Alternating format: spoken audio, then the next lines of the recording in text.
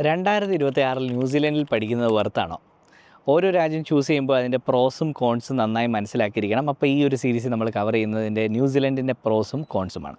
ന്യൂസിലൻഡിൻ്റെ advantages എന്തൊക്കെയാണെന്ന് നോക്കാം. Globally recognised universities, QS റാങ്കിൽ മികച്ചു നിൽക്കുന്ന യൂണിവേഴ്സിറ്റീസാണ് ന്യൂസിലൻഡിൽ ഓഫർ ചെയ്യുന്ന സ്റ്റഡീസൊക്കെ തന്നെ. അപ്പം എല്ലാ യൂണിവേഴ്സിറ്റീസും QS റാങ്കിങ്ങിലുണ്ട് എന്നുള്ളത് ഒരു ശക്തമായ പോയിൻ്റാണ് ന്യൂസിലൻഡിൻ്റെ ക്വാളിറ്റി ഓഫ് എഡ്യൂക്കേഷനെ പറ്റി പറയുമ്പോൾ.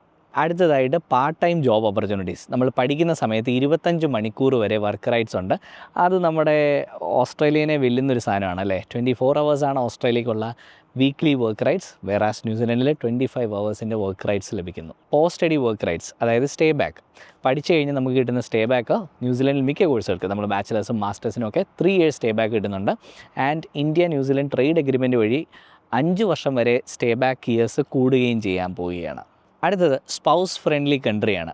നമുക്ക് ഓസ്ട്രേലിയ വെച്ചൊക്കെ കമ്പയർ ചെയ്യുമ്പോൾ പോലും ന്യൂസിലൻഡിലേക്ക് സ്പൗസ് വിസ കിട്ടാൻ കുറച്ചും കൂടെ ഈസിയാണ്. അപ്പോൾ നിങ്ങൾ മാരി ചെയ്ത് കഴിഞ്ഞ് ഒരുമിച്ച് യാത്ര ചെയ്യാനൊക്കെ പോകുമ്പോൾ New Zealand is one of the best option. Spouse friendly option ഇപ്പോഴും എക്സിസ്റ്റ് ചെയ്യുന്ന ഒരു നല്ല കൺട്രിയാണ് ന്യൂസിലൻഡ്. ആൻഡ് ഫോർ മാസ്റ്റേഴ്സിനാണ് ഇത് കൂടുതൽ ഉപയോഗപ്രദമായിട്ട് വരുന്നത്. മാസ്റ്റേഴ്സ് പഠിക്കാൻ പോകുന്ന മാരിഡ് ആയിട്ടുള്ള ആൾക്കാർക്കോ അത് മാരി ചെയ്യാൻ പ്ലാൻ ചെയ്തിരിക്കുന്നവർക്കൊക്കെ ന്യൂസിലൻഡ് ഒരു എക്സലൻറ്റ് ഡെസ്റ്റിനേഷനാണ്. പ്രധാനപ്പെട്ട കാര്യമുണ്ട് ഓസ്ട്രേലിയൻ ഓപ്പർച്യൂണിറ്റീസ്. ന്യൂസിലൻഡിൽ PR ആയി, സിറ്റിസൺ ആയി കഴിഞ്ഞാൽ നമുക്ക് ഓസ്ട്രേലിയയിലേക്ക് വളരെ പെട്ടെന്ന് മൈഗ്രേറ്റ് ചെയ്യാൻ സാധിക്കും. And there is A separate work visa sub class even. അതുവഴി നമുക്ക് പെട്ടെന്ന് ഓസ്ട്രേലിയയിലേക്ക് എത്തി ജോലി ചെയ്യാനും സാധിക്കും. അപ്പോൾ അതൊരു വലിയ അൺടാപ്ഡ് മാർക്കറ്റാണ്. അപ്പോൾ ഓസ്ട്രേലിയയിലേക്ക് ചിലപ്പോൾ ക്ലിയർ ആവാൻ പാടുള്ളവരോ അല്ലെങ്കിൽ എന്തെങ്കിലും കാരണം കൊണ്ട് ന്യൂസിലൻഡിൻ്റെ മാർക്കറ്റ് ചെറുതായതുകൊണ്ട് കൂടുതൽ ജോബ് ഓപ്പർച്യൂണിറ്റീസ് ഓസ്ട്രേലിയയിൽ കിട്ടുന്നുള്ളതുകൊണ്ട് അങ്ങനെ ഒരു പാത്ത് വേ എല്ലാവരും യൂസ് ചെയ്യാറുണ്ട്. That is a very good path way. So ഓസ്ട്രേലിയനിലേക്ക് മൈഗ്രേറ്റ് ചെയ്യാനും New Zealand is a very good path way. ന്യൂസിലൻഡിൻ്റെ കോൺസ് നോക്കാം, അതായത് ഡിസഡ്വാൻറ്റേജസ്. ജോബ് മാർക്കറ്റ് വളരെ ചെറുതാണ്. നമുക്ക് ഇന്ത്യയിലെയോ ഓസ്ട്രേലിയയിലെയോ ഒക്കെ പോലെ എക്കണോമിയും വൈഡ് വെറൈറ്റി ഓഫ് എക്കണോമിക് സെക്ടേഴ്സും ഇൻഡസ്ട്രീസും ഒന്നും ന്യൂസിലൻഡിലില്ല. അപ്പോൾ അവിടെ ഷോർട്ടേജ് ഉള്ള ഒക്യുപ്പേഷൻസ് മനസ്സിലാക്കി അത് പഠിക്കാൻ പോവുകയും അതിൽ ജോലി കണ്ടെത്താൻ ശ്രമിക്കുകയും ചെയ്യുകയാണ്. ആ realistic approach in career selection and course selection is very important when you choose New Zealand as your study destination. അതുപോലെ living and study cost high ആണ്. നമുക്ക് ഓസ്ട്രേലിയ വെച്ച് കമ്പയർ ചെയ്യുമ്പോൾ ഓൾമോസ്റ്റ് ഈക്വലോ അതിനേക്കാൾ കൂടുതലോ ഒക്കെ തോന്നും ഈവൻ ജീവിത നിലവാരം when compare to the quality of life. അപ്പം ആ ഒരു ഫാക്ടറിൽ New Zealand is going to be a tight thing.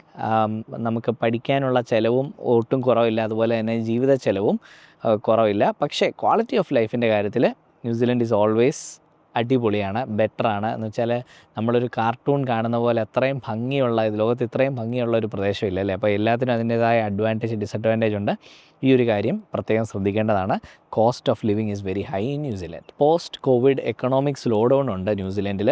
അതായത് കോവിഡിന് ശേഷം നമുക്കറിയാം ഒരു റിസഷൻ്റെ ഒരു ചെറിയ അഫക്ട്സ് അല്ലെങ്കിൽ ഇഫക്ട്സ് ന്യൂസിലൻഡിലുമുണ്ട്. അപ്പോൾ അങ്ങനെ ഒരു വലിയ എക്കണോമിക് ആക്ടിവിറ്റീസും ഭയങ്കരമായി നിങ്ങൾക്ക് ക്യാഷ് ഏൺ ചെയ്യാമെന്നും ഒന്നും വിചാരിച്ച് ന്യൂസിലൻഡ് ഒരു സ്റ്റഡി ഡെസ്റ്റിനേഷനായിട്ട് എടുക്കരുത്. അതുപോലെ PRൻ്റെ കാര്യത്തിൽ ഭയങ്കര ഈസിയല്ല. നമുക്ക് കാനഡയിൽ പറയുന്ന പോലെ, അതായത് ഏത് ജോലിയിൽ ലാൻഡ് ചെയ്താലും PR ലാൻഡ് ചെയ്യുന്നൊരവസ്ഥ കാനഡയിൽ ഉണ്ടായിരുന്നു, അതും മാറി വരികയാണ്. അപ്പോൾ അങ്ങനെയുള്ള സിറ്റുവേഷൻ അല്ല ന്യൂസിലൻഡിൽ. നമ്മൾ പഠിച്ച ഫീൽഡിൽ സ്കിൽഡ് ഷോർട്ടേജ് ലിസ്റ്റിലുള്ളത് അങ്ങനത്തെ ഒരു ഒക്യുപ്പേഷനിൽ ജോലി ചെയ്യുമ്പോഴാണ് അവിടെ PR കിട്ടുന്നത്. അപ്പോൾ അതിൻ്റെ നിയമങ്ങളും കൃത്യമായി മനസ്സിലാക്കി വേണം ഈ കോഴ്സുകൾ സെലക്ട് ചെയ്യാനായിട്ട്. ഇതൊക്കെയാണ് ന്യൂസിലൻഡിൻ്റെ കോൺസ്. അപ്പോൾ ഹോല വേൾഡിലൂടെ ന്യൂസിലൻഡിലേക്ക് പോകുന്ന ഒരുപാട് വിദ്യാർത്ഥികൾ ഇപ്പോൾ വരുന്നുണ്ട്. അപ്പോൾ ഇവരോടൊക്കെ നമുക്ക് പറയാനുള്ളതും ഇനി അപ്ലൈ ചെയ്യാൻ പോകുന്നവരോടും ഒക്കെ പറയാനുള്ളത് ബ്ലൈൻഡായിട്ട് തീരുമാനങ്ങൾ എടുക്കരുത്, കാര്യങ്ങൾ മനസ്സിലാക്കി എടുക്കുക. അപ്പോൾ നിങ്ങൾ അവിടെ ചെല്ലുമ്പോൾ നിങ്ങൾക്കൊരു ബുദ്ധിമുട്ടുണ്ടാവില്ല. ഏതൊക്കെ പ്രോഗ്രാമുകൾക്കാണ് സാധ്യതയുള്ളതും ഏത് പ്രോഗ്രാം ടഫായിരിക്കും നമുക്ക് എന്നും റിയലിസ്റ്റിക്കായിട്ട് മനസ്സിലാക്കുക എന്നുള്ളത് വളരെ ഇമ്പോർട്ടൻ്റ് ആണ്. അപ്പോൾ നിങ്ങൾക്ക് ന്യൂസിലൻഡിനെ പറ്റി കൂടുതൽ അറിയണമെന്ന് ആഗ്രഹമുണ്ടെങ്കിൽ ഞങ്ങളെ കോൺടാക്റ്റ് ചെയ്യാം. നമ്പർ താഴെ കൊടുത്തിട്ടുണ്ട്.